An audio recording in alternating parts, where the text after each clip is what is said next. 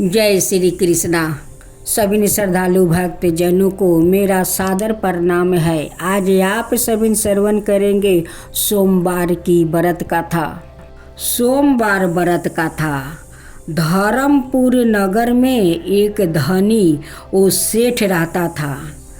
दूर दूर तक उसका व्यापार फैला हुआ था। नगर में उसे सेठ का सभी लोग मान सम्मान बहुत करते थे। इतना सब कुछ होने पर भी वो सेठ अंतर मन से वो बहुत दुखी था, क्योंकि उस सेठ का कोई औलाद नहीं था। दिन रात उसे एक ही चिंता वो सताती रहती थी। उसकी मृत्यु के बाद उसके इतने बड़ा व्यापार और धन संपत्ति को कौन संभालेगा।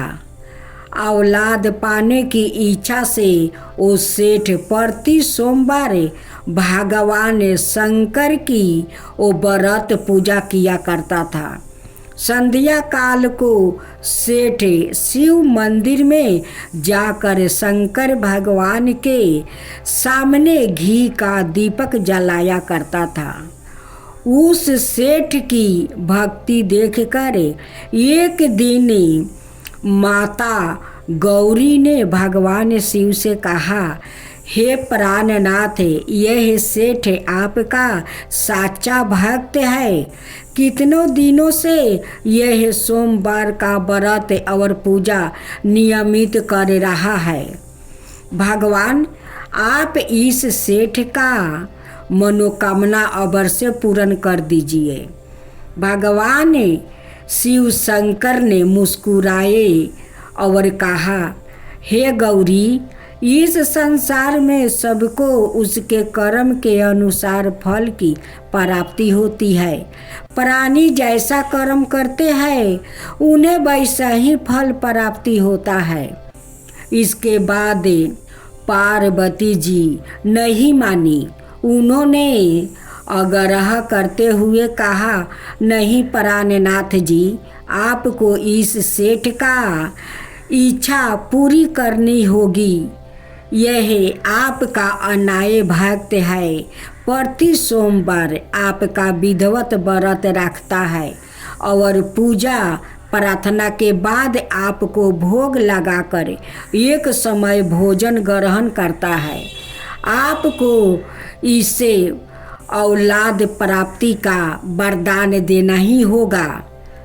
गौरी का इतना आग्रह देखकर भगवान शिव शंकर ने कहा, तुम्हारे आग्रह पर मैं इस सेठ का औलाद प्राप्ति का वरदान देता हूँ, लेकिन इसका औलाद 16 वर्ष से अधिक जीवित नहीं रहेगा।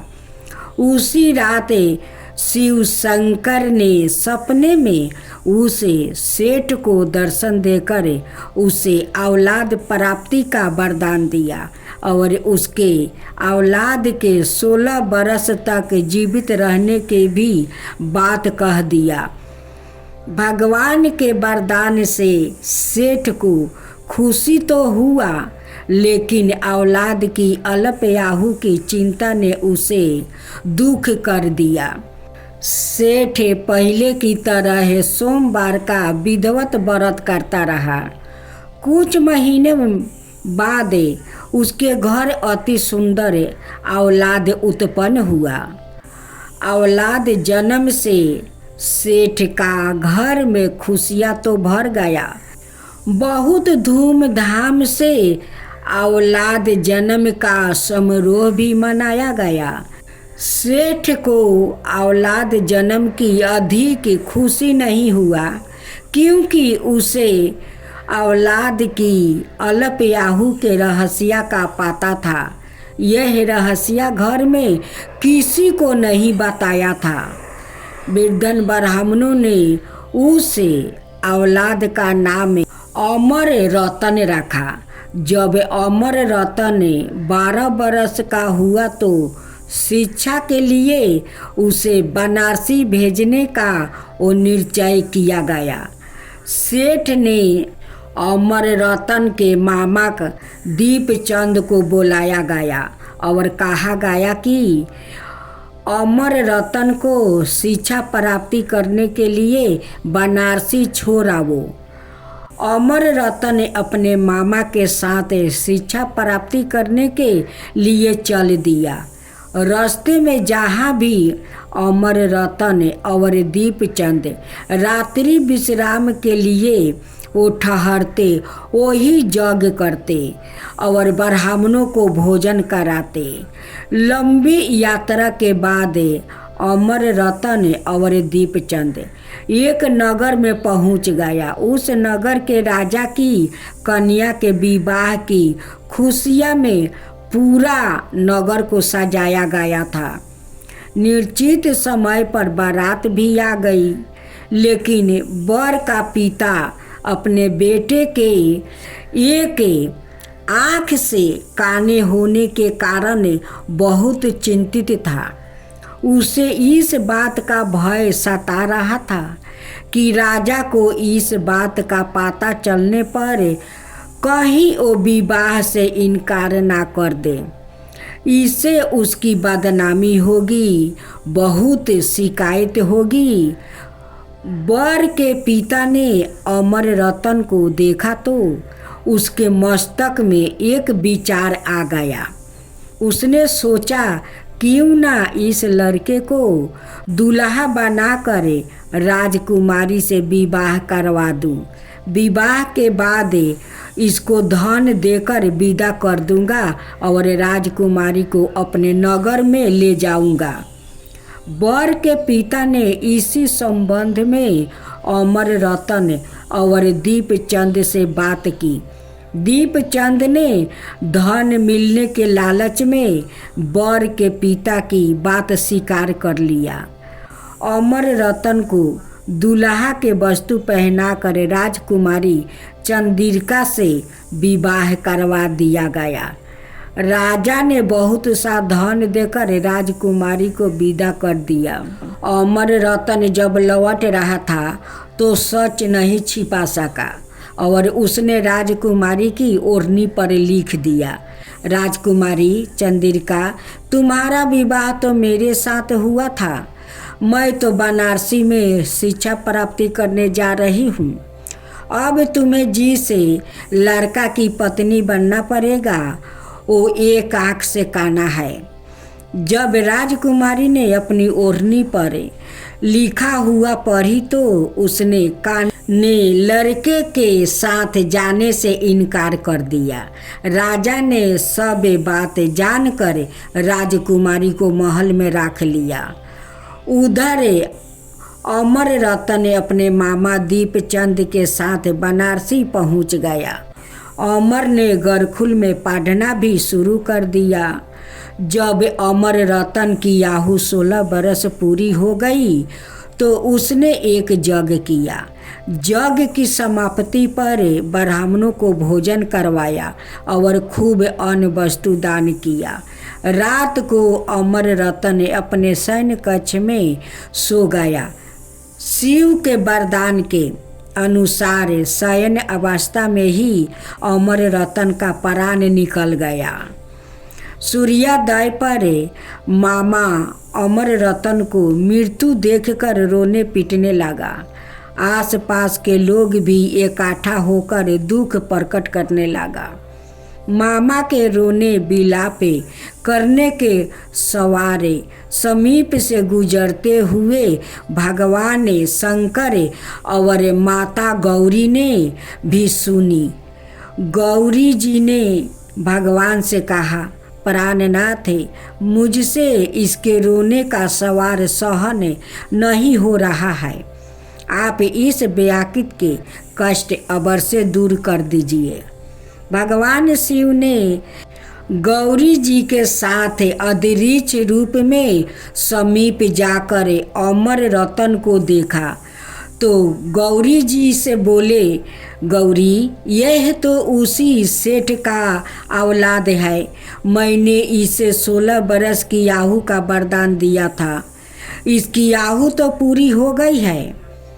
गौरी जी ने फिर भगवान शंकर से निवेदन किया, हे प्राणनाथ, आप इस लड़के को जीवित करें, नहीं तो इसके माता पिता औलाद की मृत्यु के कारण वो रो रो कर अपने प्राणों का त्याग कर देंगे। इस लड़के का पिता तो आपका परम भक्त है, वर्षों से सोमवार का व्रत करते हुए आपको भोग लगा रहा है। गौरी के आग्रह करने पर भगवान शंकर ने उस लड़के को जीवित होने का वरदान दे दिया और कुछ ही पल में वो जीवित होकर उठकर बैठ गया। शिक्षा प्राप्ति करके अमर रतन मामा के साथ अपने नगर की ओर चल दिया। दोनों चलते हुए उसी नगर में पहुंच गया जहां अमर रतन का विवाह हुआ था। उस नगर में भी अमर रतन ने यज्ञ का आयोजन किया। समीप से गुजरते हुए नगर के राजा ने यज्ञ का आयोजन देखा। राजा ने अमर रतन को तुरंत पहचान लिया। यज्ञ समाप्त होने पर राजा अमर और उसके मामा को महल में ले गया और कुछ ही दिनों उन्हें महल में रख कर बहुत सा धन वस्तु देकर राजकुमारी के साथ विदा कर दिया। रास्ते में सुरक्षा के लिए राजा ने बहुत से सैनिकों को भी साथ भेज दिया। दीपचंद ने नगर में पहुंचते ही एक दूत को घर भेजकर अपने आने की वो सूचना भेज दिया। अपने बेटे अमर रतन के जीवित वापस लौटने की सूचना से सेठ बहुत प्रसन्न हुआ। सेठ ने अपनी पत्नी के साथ सवाए को एक कमरे में बंद कर रखा था। भूखे प्यासे रहकर सेठ और उसकी पत्नी बेटे की प्रतीक्षा कर रहे थे। उन्होंने प्रतिज्ञा कर रखी थी कि यदि उन्हें अपने बेटे की मृत्यु का समाचार मिला तो दोनों अपने प्राण त्याग देंगे। सेठ अपनी पत्नी और मित्रा के साथ नगर के द्वार पर पहुंचा। अपने बेटे के विवाह का समाचार सुनकर पुत्रवधू राजकुमारी चंद्रिका को देखकर उसकी खुशी का ठिकाना न रहा। उसी रात भगवान शंकर ने सेठ के सपने में आकर कहा, हे सेठ, मैंने तेरे सोमवार के व्रत करने और व्रत कथा सुनने से प्रसन्न होकर तेरा औलाद को लंबी आयु प्रदान किया है। सेठ बहुत प्रसन्न हुआ। सोमवार का व्रत करने से सेठ के घर में खुशियाँ लौट आई। शास्त्रों में लिखा है कि जो स्त्री पुरुष सोमवार का विधिवत व्रत करते हैं, व्रत कथा सुनते हैं, उनकी सभी इच्छाएं पूरी होती है। तो बोलो शिव पार्वती माता की जय, शिव शंकर गौरी की जय। भगवान शिव जी की आरती।